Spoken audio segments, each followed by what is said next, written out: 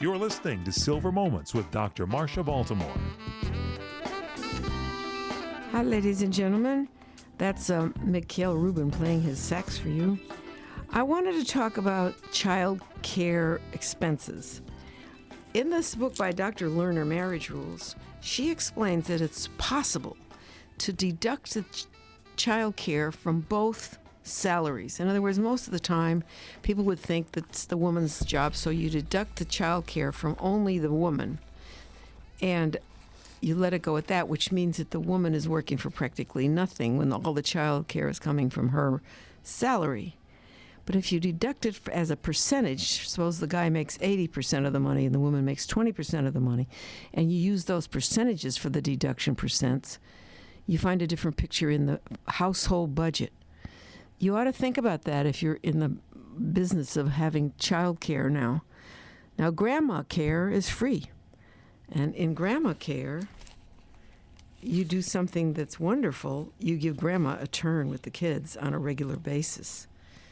So if you can figure that out with your husband and your mother-in-law, you'll have a big positive goal there, and it'll serve two purposes. It'll save you the money, and grandma gets a chance with the kids when you need her.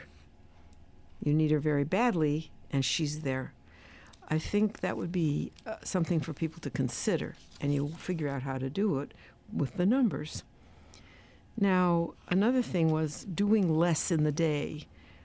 If you're the mother and you have mother chores, cook chores, cleaning chores, and work chores, you're going to faint. So you have to talk to your husband what chores are his and what chores can we have somebody come in and do. And what chores can we send out, like cleaning or shirts, So you have to sit down and know that your fatigue has a cost. It's not free. And if you know the bottom line, you will do lists, and you'll talk to your husband, or he'll talk to you. And now he wanted to cook, this one fellow, and he did it only when we had company, it said in the book, but maybe once in a while he'll cook for the kids and you, if he likes it. And that helps you to rest. So I'm saying your bottom line has to be communicating with him, lightening up as you toughen up, and think before you leap into the next job.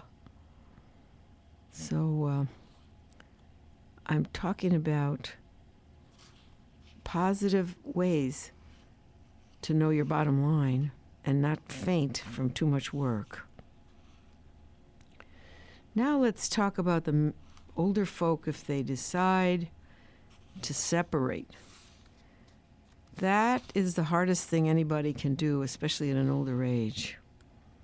So if you ever find yourself thinking seriously about a separation or a divorce without fighting, you need to talk about it without fighting. So sometimes when things are mellow, you have to decide what your relationship means to you, what your relationship means in terms of your family structure and your money, and how to tell your mate if you want to leave him. I can't even imagine that. I'm a widow, and I couldn't imagine that. But if you have to do that, you have to do it with respect. And nothing, I think, happens out of the blue. There's anger ahead of that.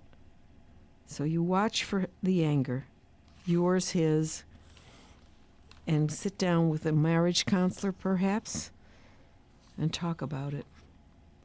So try to ameliorate it before it gets too serious and you're angry and saying horrible words to each other. Don't be a Rich Limbaugh for this one. It's not worth it. You might have something you can never repay and never refind. I told you before there are 50% of men who are widowers and only 15% of women. So don't get yourself into craziness for no reason. So I thought you should think about what you have And don't think about the terrible loss that's going to happen if your partner and you break up. I don't even want to really talk about it. Go to a counselor in your neighborhood, and the two of you go, and the two of you discuss.